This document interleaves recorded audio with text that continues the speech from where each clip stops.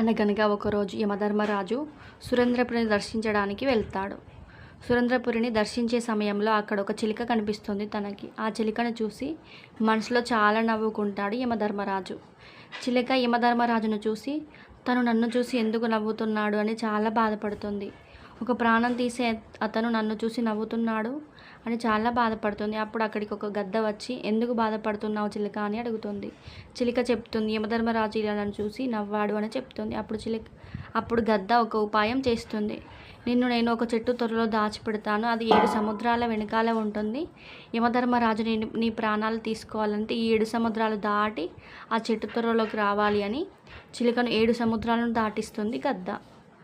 అక్కడికి వెళ్ళాక ఆ చెట్టు తొర్రులోనే ఒక పాము ఉంటుంది. ఆ పాము కాటేసి ఈ చిలుకను చంపుతుంది.